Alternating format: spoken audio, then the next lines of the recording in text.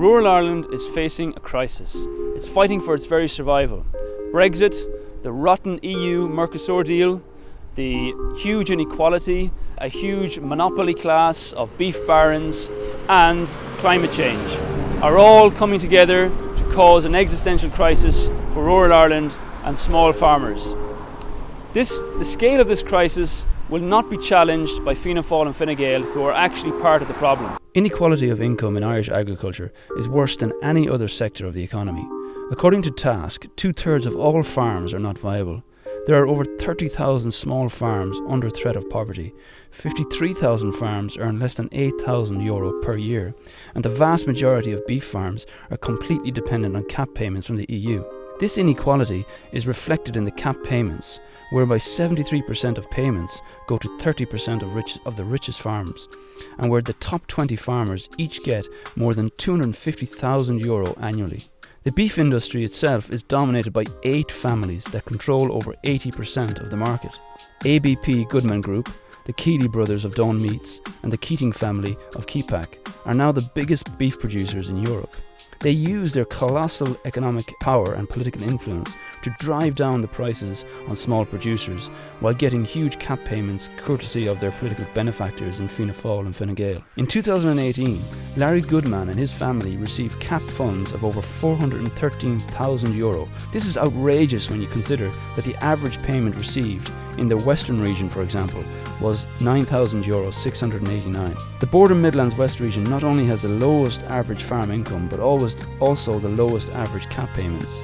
Goodman was also able to use 2 companies, Parless and Silverbirch, registered in Luxembourg, to avoid paying tax on €170 million in profits.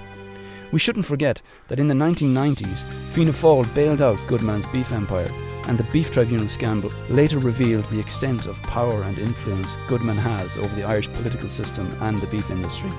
So while Fianna Fáil and Fine Gael will cry crocodile tears for the plight of small farmers in order to win their votes, they continue to facilitate a distorted cap payment system and massive tax dodging by these parasitic elites at the top.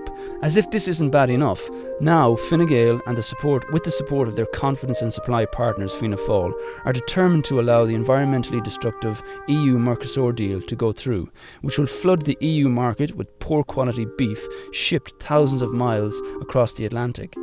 Fine Gael's Big Phil Hogan has no problem with the destruction of the Amazon rainforest by the Brazilian beef barons or the ruining of small beef producers in Ireland who will be squeezed out of the market, potentially driving thousands more off the land. Brexit shows just how vulnerable our agricultural system is to the market madness. Brexit will be used as an excuse by Meat Industry Ireland and the supermarket chains to cut the prices paid to small farmers. Brexit itself is a symptom of the underlying crisis in European capitalism, and regardless of what kind of Brexit happens, this crisis will continue to deepen. Humanity itself faces an existential threat due to climate change. The Intergovernmental Panel on Climate Change stated that we have less than 11 years now to mitigate the worst effects and keep average global temperatures limited to 1.5 degrees Celsius. The world's leading climate scientists are telling us we need to bring about an unprecedented level of system change in all areas of our economy, including agriculture. Now, while 33% of Ireland's emissions come from agriculture, not all farmers are equally responsible for these emissions. The big producers are also the big polluters, especially in the dairy sector. Ireland will barely achieve a 1% reduction in our emissions by 2020, and we will face huge EU fines of over 600 million per year. Fianna Fáil and Fine Gael will force Irish workers and small farmers to pay for this failure in order to allow the agri-monopolies to continue to increase agri-exports over the coming decade.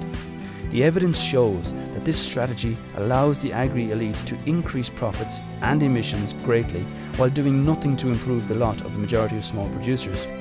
Exports of beef and profitability have increased hugely over the past 20 years, while the real incomes of farmers and workers have actually declined relative to the cost of production and the cost of living.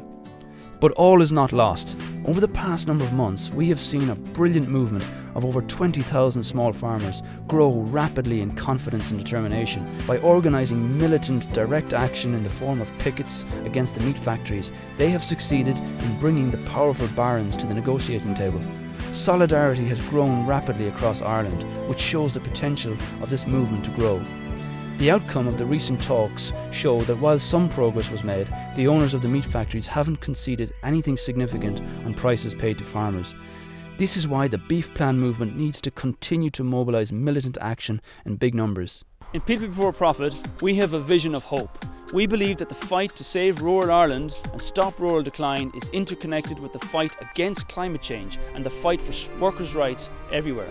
We believe that the only way to tackle rural decline is to actually tackle the root causes of it, which is the capitalist economic system. We want to tax the big agri-polluters and incentivise small farmers to stay on the land, to become custodians of our natural world, to plant and maintain 1.25 million hectares of natural woodland in the next 10 years, to render the system carbon neutral, to diversify production into fruit and vegetables, and to support farmers' markets.